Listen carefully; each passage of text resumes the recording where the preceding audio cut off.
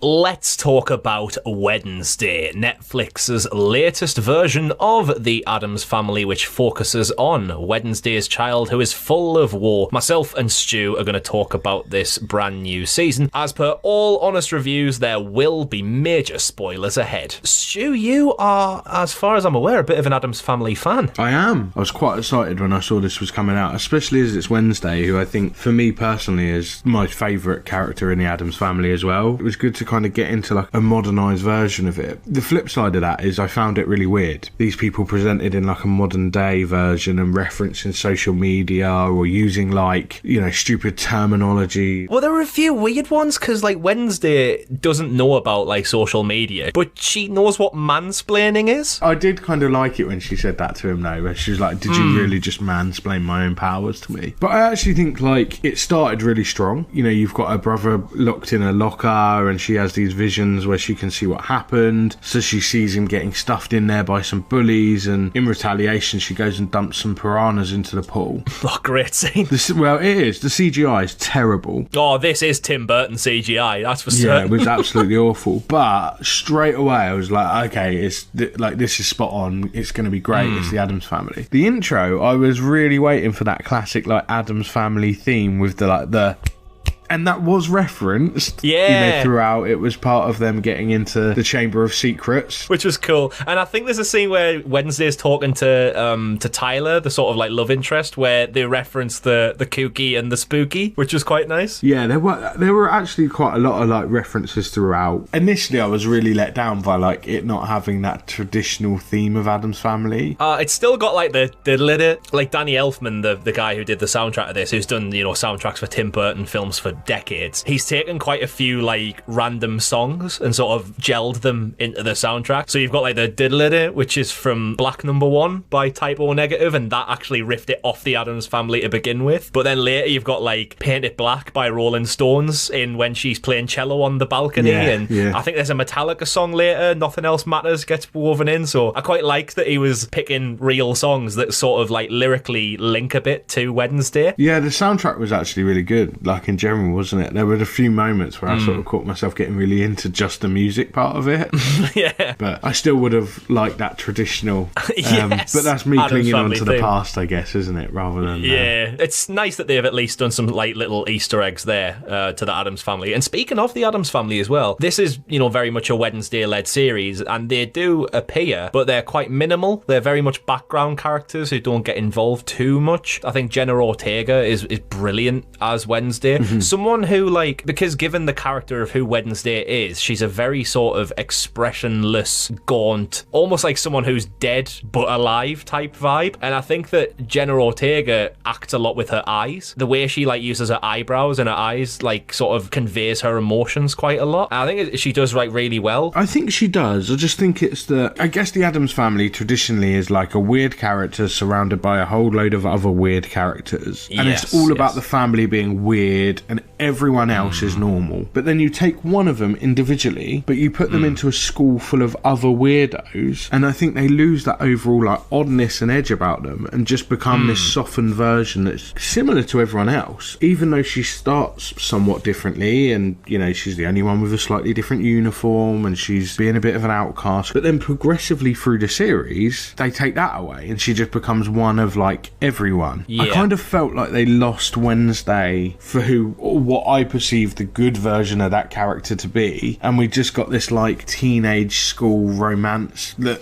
like so many people do. Yeah, the series as a whole has that kind of feel, doesn't it? It's like dropping a sort of dark version of a teen high school sort of drama, but woven with like the murder mystery element, which I think sometimes it gets a little bit lost in, because you've got all this stuff going on with, there's a prophecy that a girl who looks like Wednesday is going to destroy Nevermore, and there's a monster on the loose, and there's like lots of different sort of things going on. Some of them lose a little bit of focus, I think. Come the end of the series, all of the threads are kind of like tied together, but sometimes it's like, right, where are we going to go with this? I don't think that detracts from the overall of this being actually quite a good series. It did lose me in the middle. Personally, I would agree. I think the first episode is such a strong opener to kick you into the series. Like, here we go, this is how we're doing Addams Family now in 2022 on Netflix. Netflix, roll with it. And it dwindles away a little bit in those kind of maybe like episodes 4 and 5, I would say. You know, it hits the kind of general beats that you see in shows like this. It's all stuff that you've seen before, but just with a kind of little bit of a horror type setting. Absolutely. I tell you what, I did love that Thing was in it so prominently. I love the way that they've been able to produce Thing. And this is a thing that Thing has always done. Being able to show emotion, you know what it's feeling. Yeah, it's weird, isn't it? I really love the ability to communicate by just hand movements.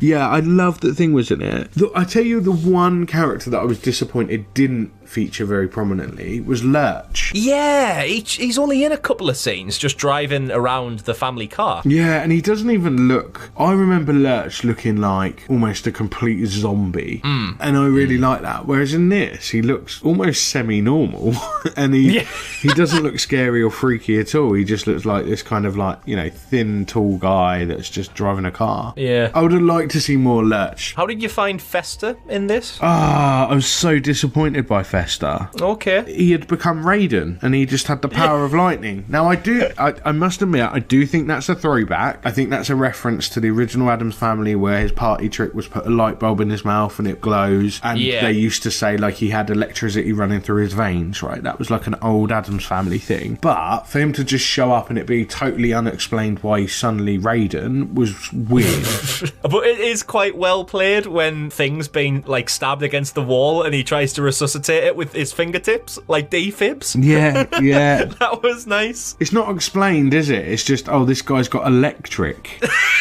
So weird. Imagine how much he's worth in the cost of living crisis now. He could power. Fuck Russia, he could just power the country. Yeah, I mean, to talk a little bit more, I guess, about the whole sort of mystery sort of plot. What is it? Wednesday can not only have visions of the future, like premonitions, but she can have visions of the past as well. And she has a vision that she's the descendant of Goody Addams, this, like, woman who was sort of, like, hunted by witch finders. And then that's all linked to the potential destruction of Nevermore. And then you've got Gomez, who's accused of murdering, quite funnily, Garrett Gates. Garrett, yeah. The entire time I misread that as well. Yeah. So yeah, then we see, like, you know, Gomez younger when he was at Nevermore with Morticia, and there's a whole thing there. It's got a lot of things going on, this series. How did you feel about that, though? It adds more sort of flesh to it, because, you know, it's an 8-episode series. You want there to be things that you kind of are intrigued by, but there were certainly parts of the story that I felt more intrigued by than other ones, and they don't really link together. None of them feel really connected. Yeah, they had a lot of things going on. I think they did that a lot at the beginning, and then they tailed off, and there wasn't much meat in the middle anyway. I do like the stuff like the ice ball that they have, where Wednesday just goes mental. Really cool. I quite like that they've got a variety of, like, different sort of monsters there. I like Enid's gimmick, the roommate, how she's a werewolf but can't fully transform, so she can only do the claws. Yeah, we knew that was coming at some point, definitely, though. Yeah, when she squares off with the hide. Oh yeah, there's another thing where it's like there's a mysterious person who is also a monster. I wonder who it's going to be. Is it the guy who we are telling you, this guy with a ponytail over here, it's definitely him? Or is it going to be the person she fancies? Oh, I don't know. Well, I think throughout they tried to, like, red herring it, didn't they? They tried to, like, make out it was Brienne of Tarth. And then it was Xavier?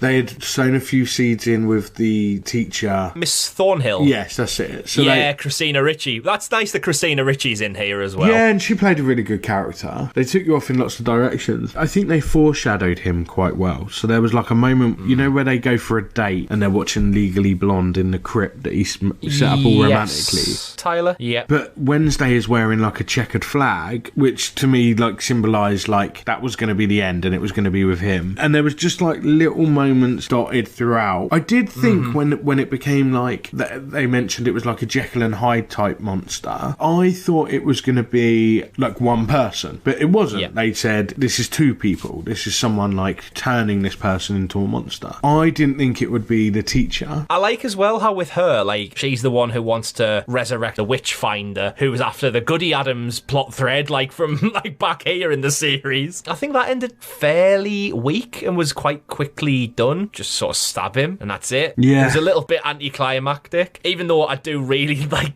it's such a stupid scene. It's when after he's been killed, the teacher gets attacked by a swarm of bees, but decides to open fire on them. Yeah, just start shooting at the bees. What do you think you're going to do? Eugene's bees. I genuinely did enjoy it. I did find it boring in the middle of this series, but I quite enjoyed it. I could probably rewatch it. It felt very familiar in parts. I did find myself going, oh, well, that's very Hogwarts-esque. You know, like when they did the boat race, it was very Triwizard Cup, or the sword at the end felt a bit Sword of Gryffindor. And there were just like a few moments where I was like, this feels overly familiar. And maybe that's a thing. Possibly. They might think, okay, season 1, because they're, you know, it ends in a way where they're pushing for multiple seasons. It maybe is the case where, right, we want to get off to a good start. We'll play a bit more conventional than we'd like to sort of like get people into a comfort zone almost, and then as the show goes on we'll start experimenting a little bit more now that we've got the audience. But I would like to see more of this. I think so. We'll see where they take it, I guess. Yeah, we will. And even though like in general I think we've had a few things that we spoke about that we weren't so keen on, generally on the whole I still really enjoyed the show from pretty much start to finish, with a few lulls in the middle. Yeah, I agree. But we'd love to hear what you think, Ghoul Gang, of season 1 of Wednesday by chucking your comments down below with what you thought. Only if you're subscribed, though. Do you know that YouTube have added a new feature where you actually can't leave a comment if you're not subscribed? Well, you can leave it, but no one will see it or care about it. So if you want that's true. other people to see it and care about it, subscribe first. That's when you know, now I have relevancy on this channel. Well, there you go. That was our honest review of Wednesday. That was myself, that was Stu, and we'll see you next time for another